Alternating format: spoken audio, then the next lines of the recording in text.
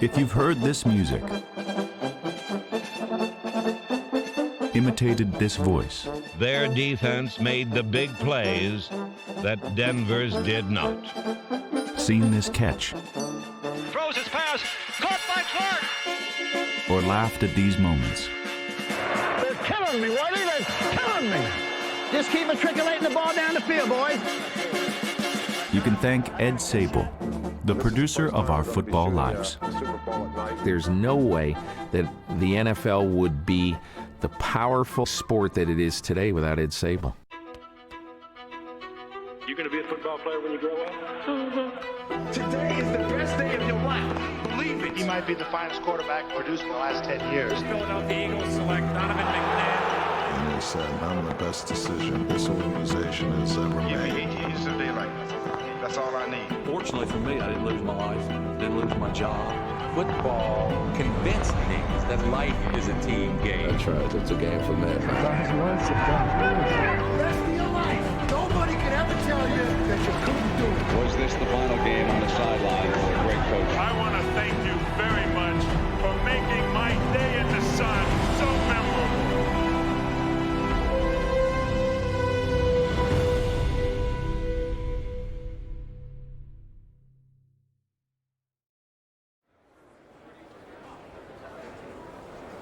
In the summer of 2011, 94-year-old Ed Sabol became the oldest member ever enshrined into the Pro Football Hall of Fame.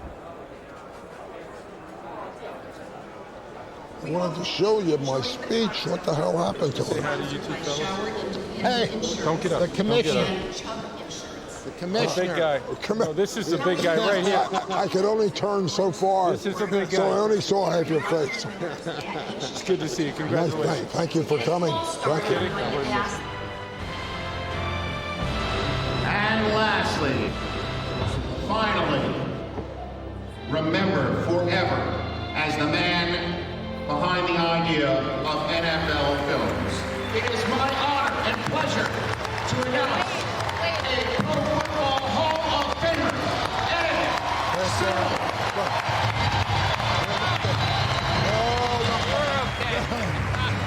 That's it.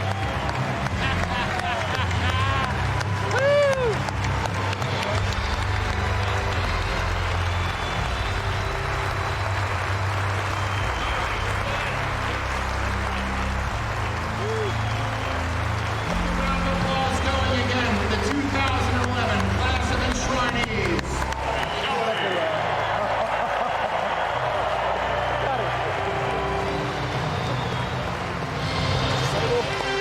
Warren Moon, how are you? Good to meet you, and congratulations on your night tonight.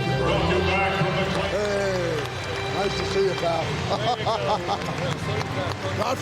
Godfather.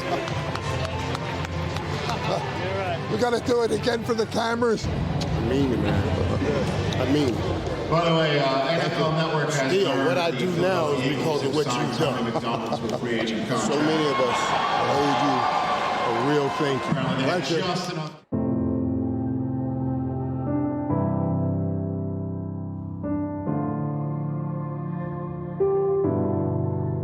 This was a moment 50 years in the making. And it was fitting that Sabol's NFL career ended with a Hall of Fame jacket, because that's exactly where his story starts. 5 decades earlier, he wasn't only wearing jackets, he was selling them. When I married my wife Audrey, her father had a very successful overcoat manufacturing business. And so I started following him around the factory. He never really actually asked me to join the company, but my mother-in-law said, you just keep walking around with him. I kept walking around with him for 15 years.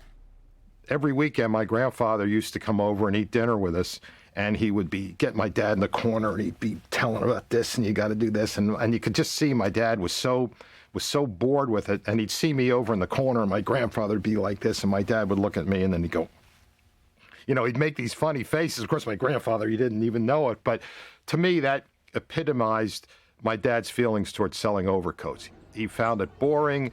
It was unfulfilling, and he was a showman at heart, and his hobby was movies. Home movies at the time, but you could see that that's what he really wanted to do. I started with a gift, a wedding gift, of a little 16mm camera about that big. And I started taking pictures with it, and I just got enamored with it. I thought it was a fabulous thing. Coming out of the house, going down the steps, getting in the car, getting out of the car, going up the steps, getting in the house. I must have shot that every day for, I don't know. And then everything Steve did, I shot. I don't remember my father having a head in those days. It was just these arms and this metal camera on top of his shoulders. My first pony ride, my first haircut, my first football game, my dad filmed me. Steve was playing at Haverford School, and I would go down there and shoot the practices, and then I'd go up in a building and shoot the games and give the film to the coach, and the coach, he never had that done before and loved it. So I kept shooting. My grandfather got to the point where he was going to retire. And by this time, he'd figured out that he was not going to turn the business over to my father. So what he did was sell the business. My father took that money and he bought a Mercedes, he bought 2 horses, he bought a new home, and he did exactly what my grandfather was concerned about, that he was squandering all the money. But at one point, my dad decided now he wanted to create a business. And what better business did he know than making movies? So he decided to make his hobby his profession. Sabol named his new film company after his daughter, Blair. Finding an exciting subject matter was not as easy. I went to New York and went to the Bahamas Tourist Board. And I presented them with an idea to make a film touring the Bahamas in a little single-engine airplane. Nothing spectacular, but at least I got enough money to buy a couple more lenses. And then I had some friends at the aquarium that opened in Philadelphia, and they were talking about trying to get a little whale in the aquarium. And I spoke to them about, hey, how about if I go up to Nova Scotia and try to catch a little whale up there and then bring it down to you? And they said, great idea. I didn't even catch a herring. I couldn't catch anything. That was the end of my whaling trip. Moby Dick, that's what I should have called it. Chasing white whales suited Sabol, and he was about to reel in the biggest catch of his life, on a subject he had already been filming for 15 years. Being the thinker that he was and the visionary, it was easy for him to make the leap from the little boys team to the National Football League. I thought, well, there's the top, boy. If you could shoot football for the National Football League, that would be something. I had found out through a little research that the previous year, Telraw got the bid for $2,500. So I said, look, I don't want to mess around. I want this badly. I'm going to double that. I'm going to put in a bid for $5,000. Put the check in the envelope, went up to the meeting, gave it to the commissioner. He said, I have a bid here from Blair Motion Pictures for $5,000, but I'm going to withhold awarding the bid until tomorrow at the end of business. And when I later asked Pete why he did that, he says, Ed, I never heard of you. I didn't know whether you could even make a film, so I had to do some checking to see if you had a camera. One day and a 3-martini lunch later, Ed Sabol was awarded the film rights for his first NFL production. I think this game was about -10. With the chill factor, that's the wind blowing. You know, that was just a severe afternoon to shoot movies. Well, thank God I didn't know more. I didn't realize that the film could freeze. I didn't realize that a cameraman, if he put his face against the camera, it would stick to the camera. So I didn't know about that. I just said, let's go. Shoot, that's all. Shoot everything that moves. The bench knows that the right play could ice the game, no pun intended. Here's the right play. Pay dirt is just 30 yards away. Jerry Kramer kicks, and the ball finds it. Sabol won the rights to the 1963 championship for $10,000. In 1964, the price was $20,000. The cost of business was rising too quickly for Blair Motion Pictures. So I went to Pete Rozelle, and I said, Pete, I think the National Football League has to start their own film company. And I said, I even have the name NFL Films. They said, fine. Since that day, NFL Films has proven Emmy-worthy and Ed Sabol Hall of Fame-worthy. One of the writers says that in the final ballot room, that the writers are told, can you write the history of the NFL without mentioning blank? And that's before you vote for someone. Well, I know one thing for sure. You can't see the history of the NFL without Ed Sabol.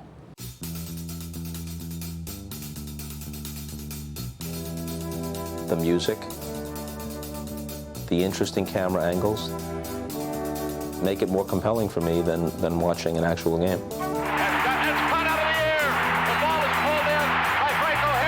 Ed Sabol is one of the true giants in the sports industry. Without him, you wouldn't have these iconic heroes.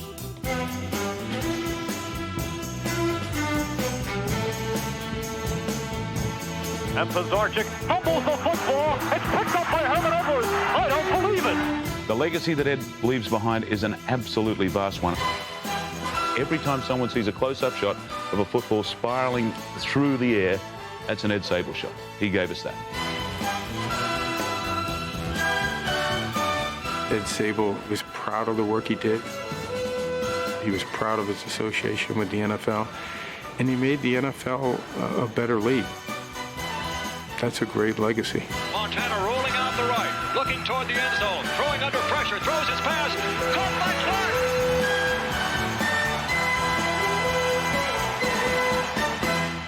It was just a big, fun thing, and it happened to turn out pretty good. Great.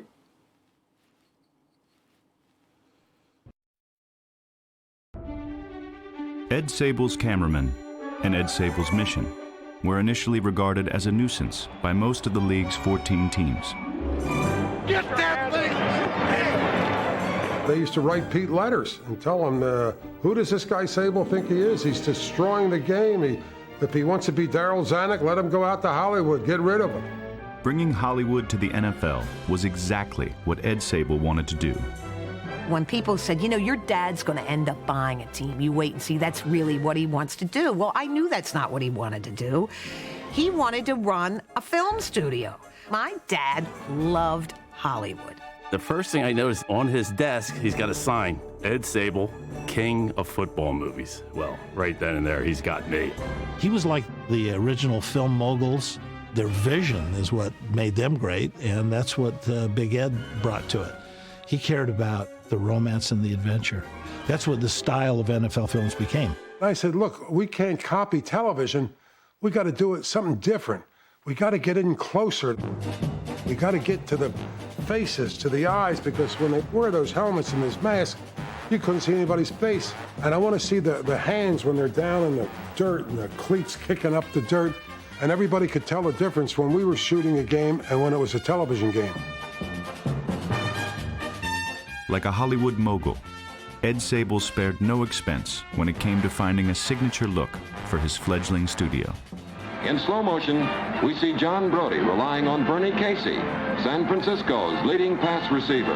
I said to our cameraman at one of our games, why don't we shoot the whole game slow motion? Oh, you can't shoot the whole game slow motion. That costs a fortune. Because when you shoot slow motion through a movie camera, the film is going through there like water out of a spigot. And boy, it's just building up dollars. It's like a taxi cab meter. And nobody wanted to take that expense. It was so great to see slow motion in football. And that's all that people talked about. And I thought, if that's all the people are talking about, and that's what they like, and hell, I'm going to give them the whole game that way. A lot of people would say, Ed, how did you decide to shoot that game in slow motion?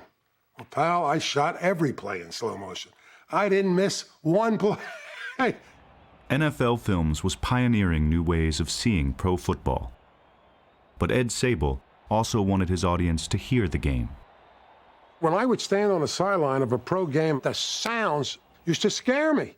I mean, I don't know how they could live through that. Bam, bam. So I said, we got to get that. That 24 is a little. Let's wrap him.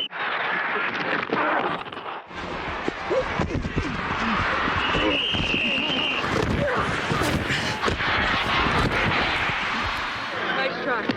Thank you. Then it came to me, if I could put a microphone on a coach, wouldn't that be great?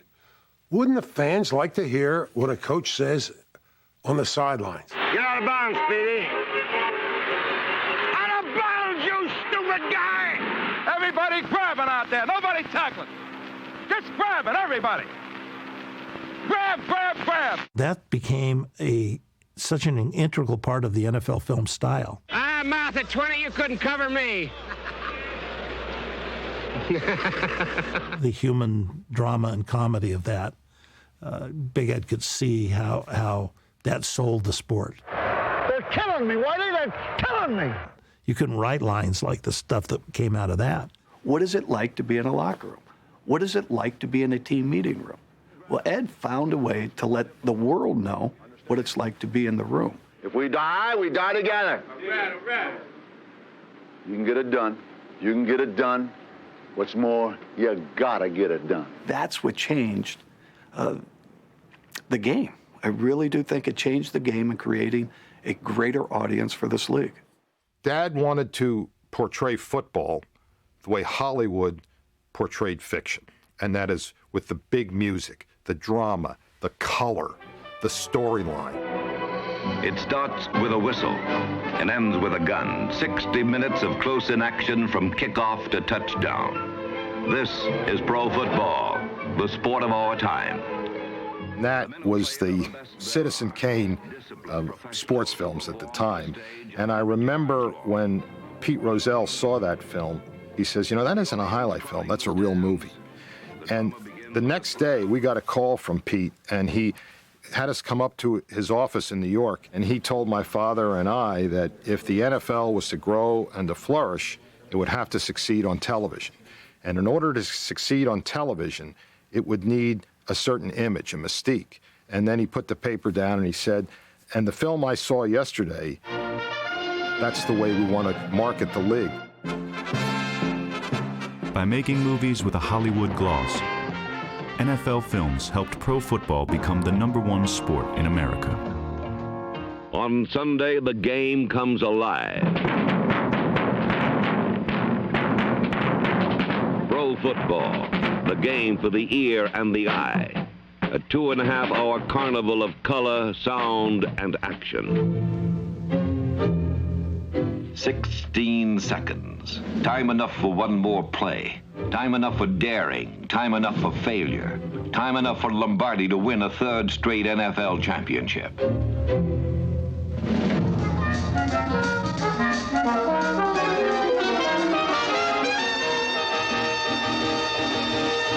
It was very simple. You have a picture, you have words, and you have music. I didn't have to read a script and say, well, I wonder if the public will like this. Or find a star and say, I wonder if he or she will go over. I had the game. For the Sabols, Hall of Fame Induction Day was a family affair. The founder of NFL Films, Ed Sabol, who for nearly 50 years revolutionized the way we imagine the game of pro football. Was it time for the king of football movies to join the Hall of Famers he helped bring to the living rooms of America? That's a tough question, but it's an honest question. And I'm going to be honest. I just can't see myself, oh yeah, I wouldn't turn it down, and I feel very flattered. But I don't think it'll happen.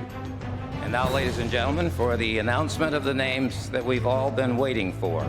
The Pro Football Hall of Fame 2011 class of enshrinees consists of Richard Dent, Marshall Falk, Chris Hamburger. Number 4 is Les Richter. The 5th name on our list is Ed Sabol.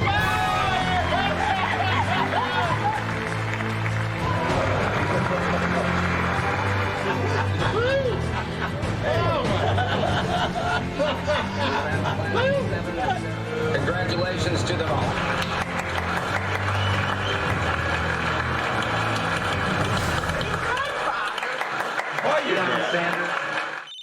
Hello.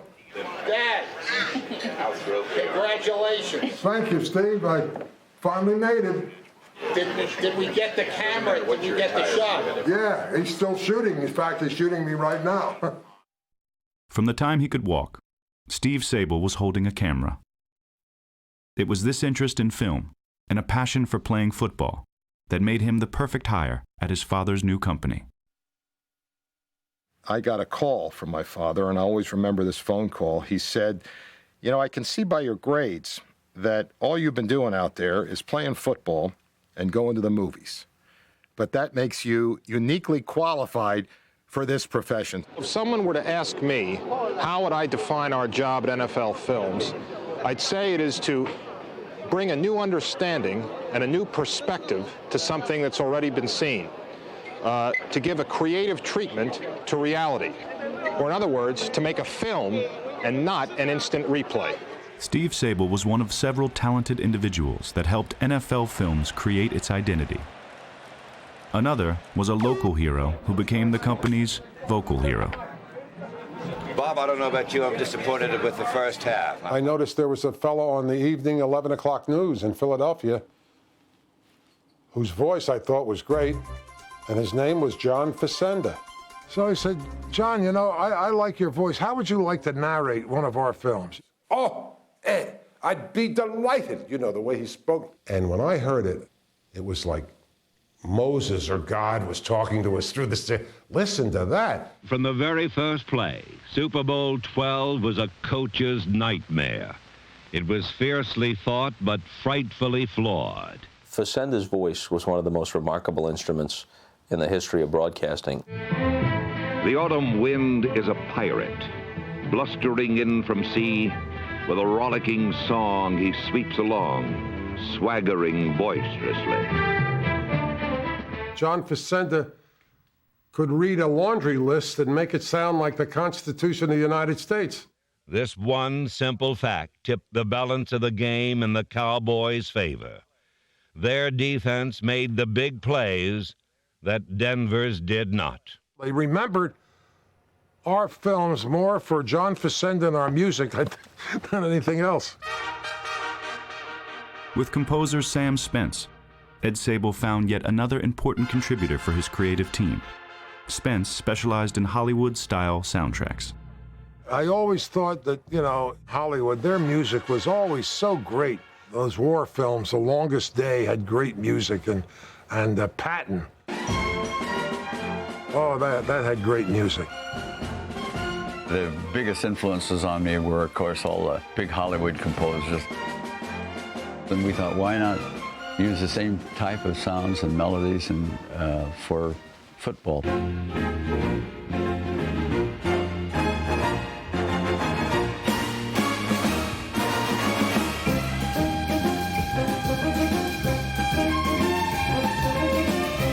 Ed was a great guy.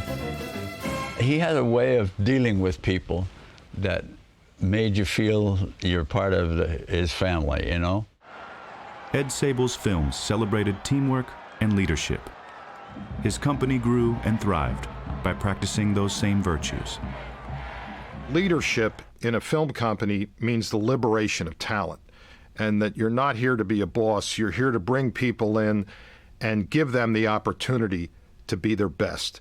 My father always used to say, treat everyone as a gentleman, not because they are, but because you are. That philosophy has continued for 5 decades, and the Sabols became the first family of pro football. Ed got into the story and the drama. Steve was the art, was the eye, but Ed was the soul. Listen, Steve, get the national anthem, will you please? Shirley Kelly, don't forget. There are few things in life that are more beautiful than a father-son relationship that's built on true love, but also a shared common interest. And Steve and Ed have a relationship, both personally and artistically, that's unlike any other that I've ever seen. Now, Steve, I want you to look at all the great guys you got supporting you. Yeah, I see. You haven't got a damn thing to do but sit in your ass and look important That's and right, sign the way it autographs. should be. That's the way it should be. No, it should be that way for me, not for you. It was more like equals. Not quite equals, because he was the boss. But, boy, did he allow Steve to grow into what Steve became.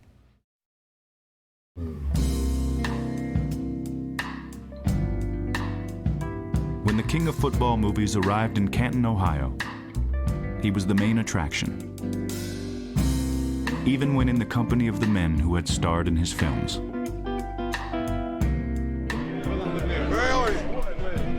I haven't seen you in 30 years. Yes, boy. sir. It's been a long time. You're getting younger, I'm getting older. I haven't seen you in 50 years. Oh, you saw me before. I'm still flying, too, you know. I just flew down here in the Bonanza. I haven't seen you in a long time. I know, it's been a long You're time. a busy guy. Yeah. You know you're doing a good job. You ought to try television.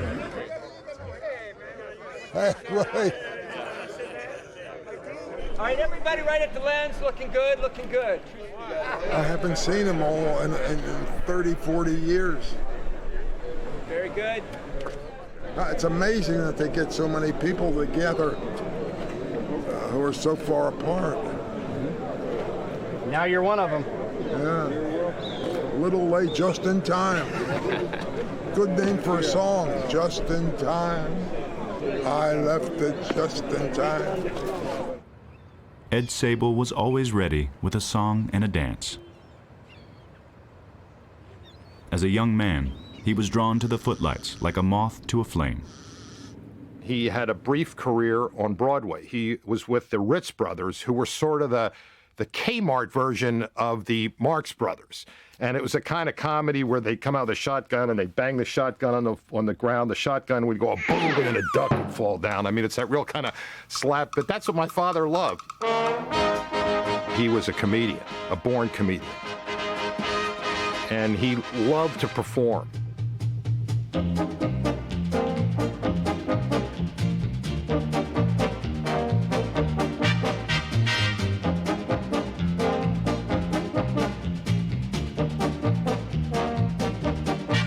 No matter where we traveled, there would be some instance where he'd just break out into a soft shoe.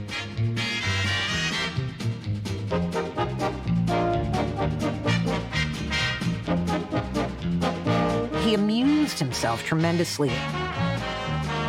That was his hobby. My father's hobby was himself on film. I think he really studied himself that way. It's probably how he knew how to sell. Ed Sabol knew that comedy sells. And when he produced a film that emphasized the slapstick side of pro football, a popular new genre was born.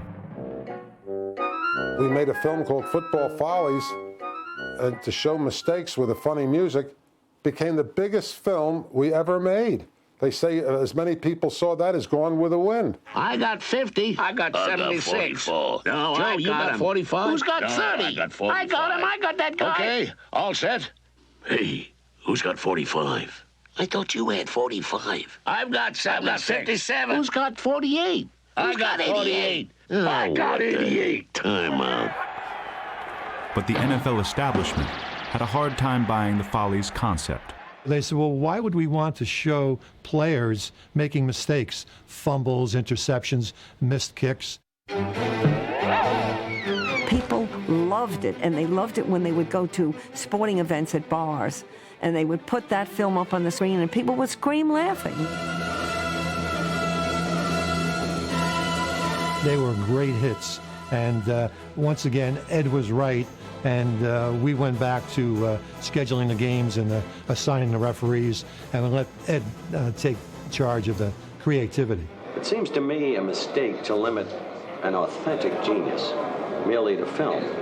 I think that in the reorganized structure, Pete can move on to industry where he more properly belongs, and you can assume the coveted role of commissioner. Would you answer the phone, Jack, please? You're not doing a damn thing else here. Like Howard Cosell and Ed Sabol, Hank Stram loved the spotlight. But Sabol had to be more salesman than showman to convince the Chiefs head coach to wear a wireless microphone in Super Bowl IV. I said, Hank, I have to see you. And I had a transmitter and a microphone. And I said, Hank, now don't fly off the handle. Here's what I want to do. We want to do something that's never been done before, something the whole country's going to talk about. We want to put a wireless mic on you, and we're not really interested in the score or the outcome. I said, why don't you call Bud Grant? I said, he's a good friend, a great guy, a great coach and everything. Call Bud, let him do it. I said, Hank, listen, you'll go down in history. It'll be something that your grandchildren, your children, they'll never forget for years, forever. And I could see his eyes light up. I could see a little smile on his face. He said, what about the honorarium?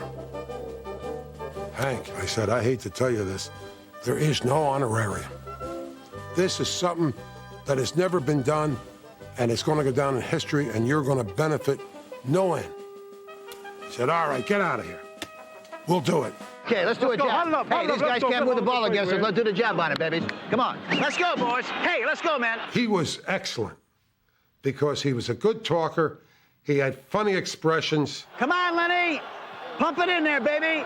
Just keep matriculating the ball down the field, boys. Come on, let's negotiate the ball down the field, Leonard. Look for 65 toss power trap. What does it look like? Hey, look for our 65 toss power trap. Let's see what it looks like. 65 toss power trap. It might pop wide open, Rats. Yeah! The mentor. Yeah! Yeah! I told you that baby was there. Yes, sir, boys.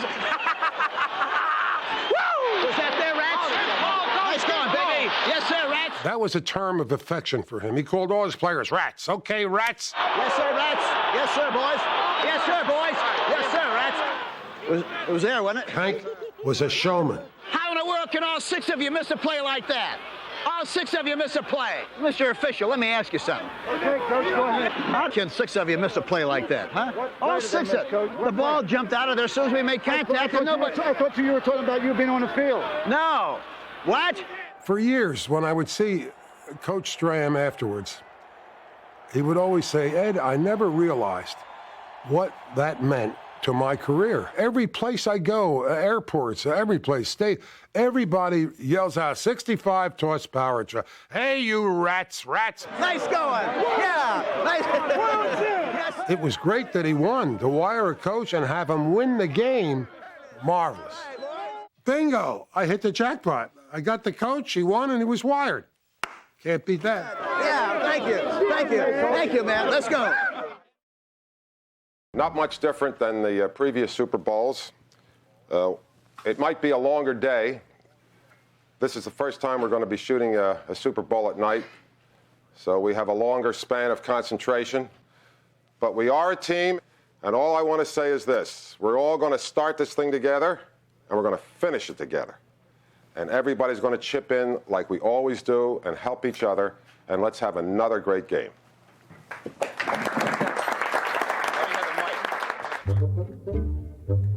The general of NFL films spent 2 years as a common foot soldier. After I got married and had my first child, I was drafted. I then joined the 4th Division in the infantry. I was a rifleman. Next thing I know, I was on my way to Europe. One of the things that Steve and I are really curious about, and my father will not talk about it, is the war. And all I can remember is they were probably the worst days of my life. I was scared to death all the time, but so were the other guys. There's a whole piece of my father having to do with the war that is his alone. Coaches intrigued him the way generals intrigued him. He loved the Army, and coaches were generals. The producer. The producer. That's why he loves Vince Lombardi so much. That's the old story of first impressions, of getting to meet someone for the first time, and they're not always like they seem to be. Lombardi was always had that tough exterior. Now, what's going on out here? What the hell's going on out here? And when I would come out and try to talk to him about filming his practice, no way. It took a long time to keep talking to him at every owner's meeting.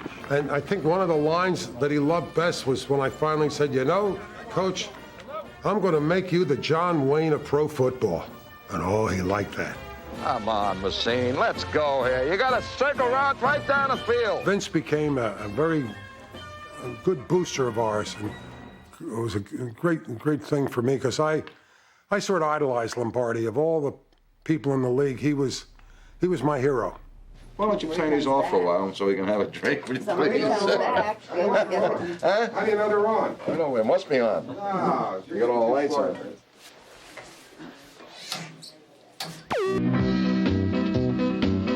He doesn't swear, smoke, drink, or spit. His favorite beverage is milk. His favorite movie is The Sound of Music. And his middle name is Herbert.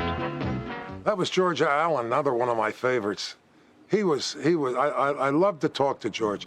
George had a one-track set, football. That's all that mattered.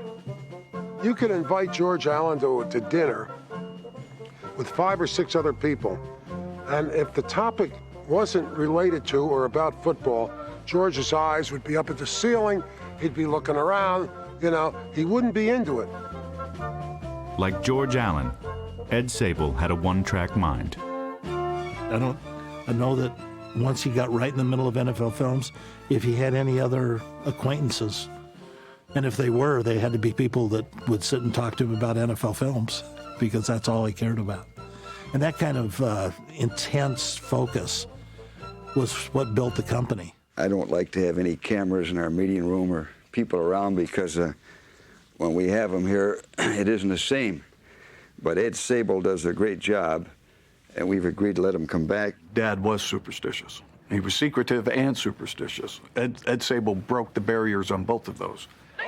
To get my dad mic'd for a game is incredible. To get him mic'd for a preseason game would have been a major accomplishment.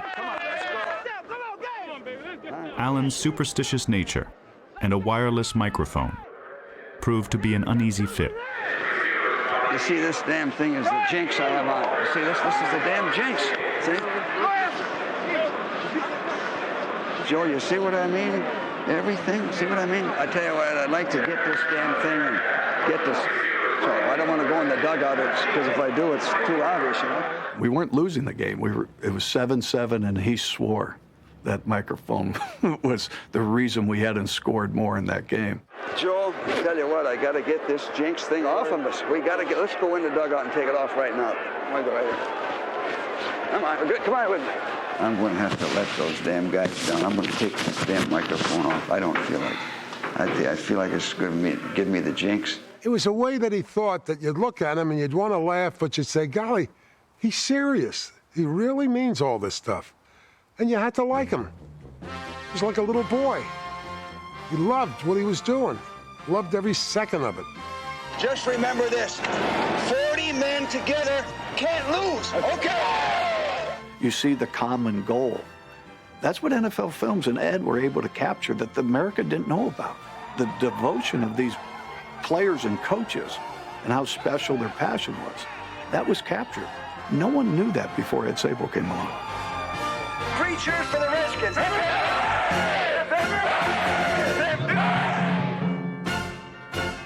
My father trusted Ed Sabol's passion for the game.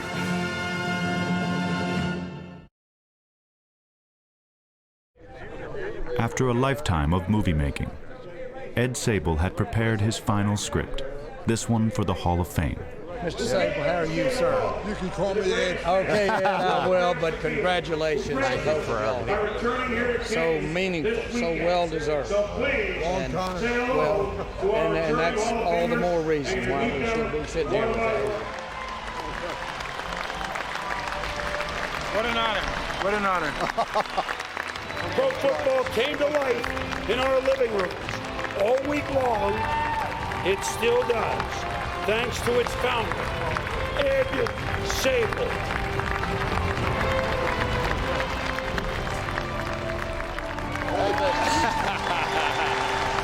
Not bad, huh?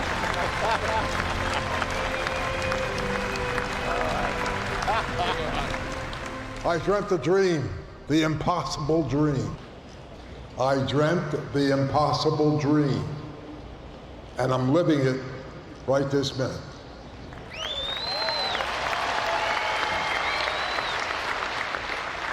I said that twice, because at my age, you know, your memory starts to go a little bit. In case I forgot it, I would have a backup. I have been to many of these events in the past, and the enshrinees would usually come up and most of them would say pretty much the same thing. They would congratulate their pro coach, their college coach, but I didn't have the luxury of the advice for all those wonderful coaches. But I do have some fans. And those fans are all you people sitting out there in those seats.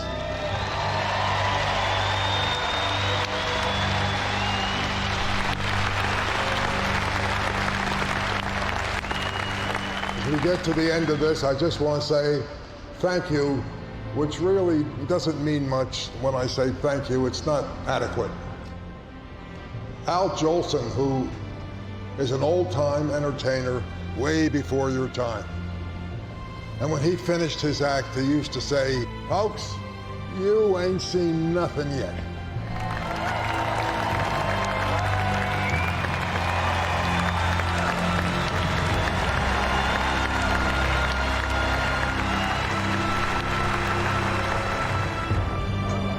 Congratulations, sir. Thank you. Thank you very much.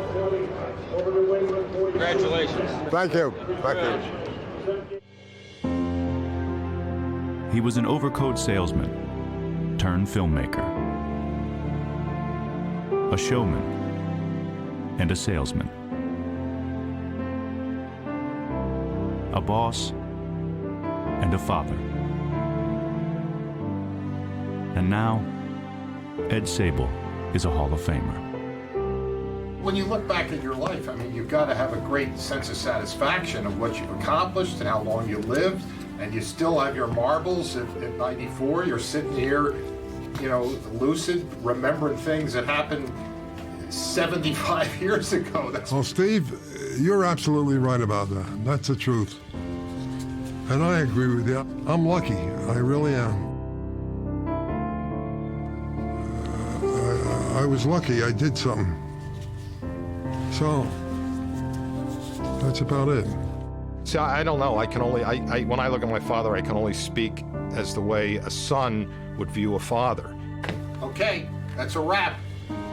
I'm not finished. I'm getting warmed up now.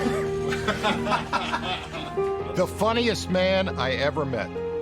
Not only my father, but my best friend, the best man at my wedding, my boss. Well, that's another show. And above all, a entrepreneurial visionary. Where do we play next week, Steve?